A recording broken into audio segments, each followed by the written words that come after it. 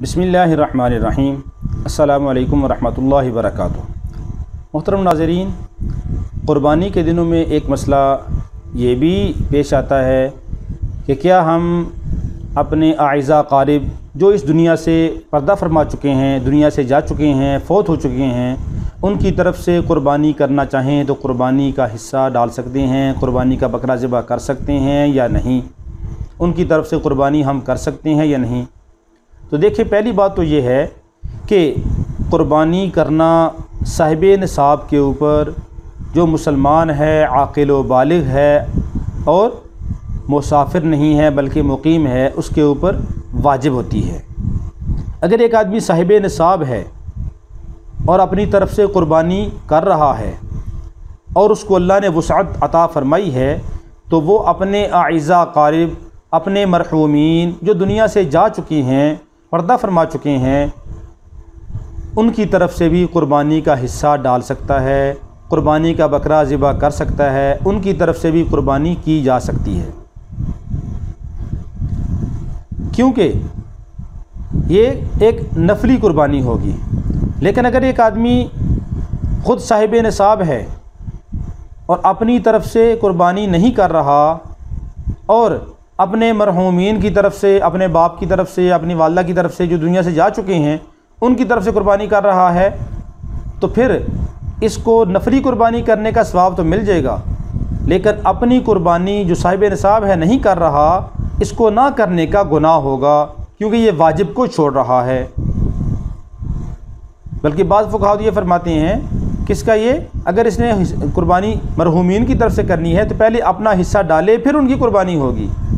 कि एक आदमी नफल को इख्तियार करे और फ़र्ज़ को छोड़ दे, तो ये कैसे जायज़ हो सकता है? तो इसलिए पहले फ़र्ज़ और वाजिब चीज़ को अदा किया जाता है, उसके बाद नफली चीज़ को इख्तियार किया जाता है।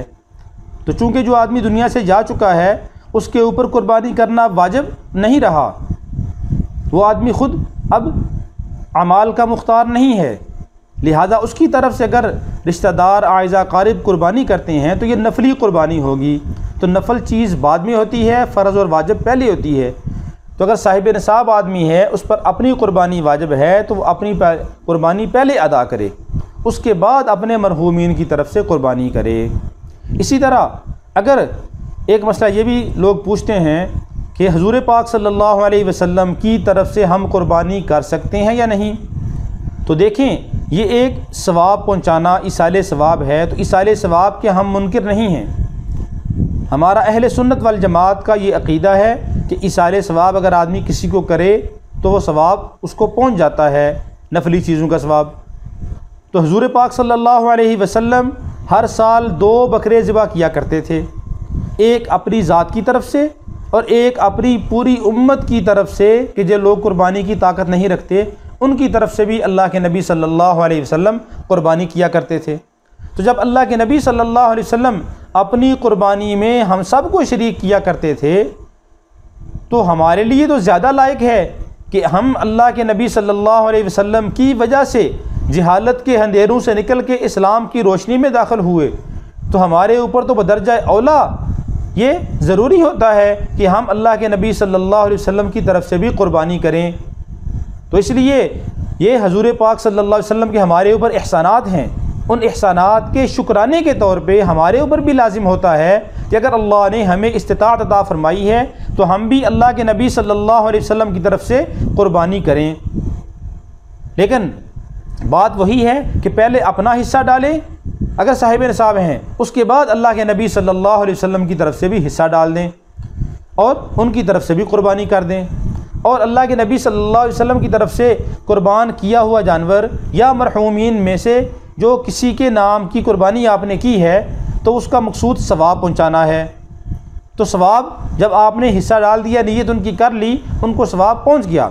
अब ये गोश्त आप ख़ुद भी खा सकते हैं, रिश्तेदारों को भी खिला सकते हैं, गुरबा मसाकीन को भी दे सकते हैं, यानी जहाँ चाहे आप इस्तेमाल कर सकते हैं। मुस्तहब यही होता है कि आदमी जितना भी गोश्त है उसके 3 हिस्से किए जाएं, एक हिस्सा अपनी ज़ात के लिए और एक हिस्सा अपने आइज़ा क़ारिब के लिए और एक हिस्सा मुस्तहक़ीन गुरबा मसाकीन के लिए निकाले और वो उन तक पहुँचाया जाए। मुस्तहब ये है।